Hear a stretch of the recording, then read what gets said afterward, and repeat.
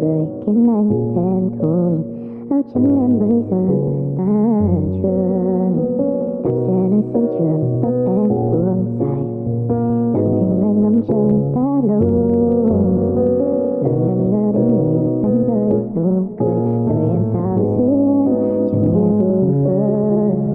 Kể lại bên em anh nghe tim anh ấm áp, là lần anh nghe tim anh vô vơ xuyên sao.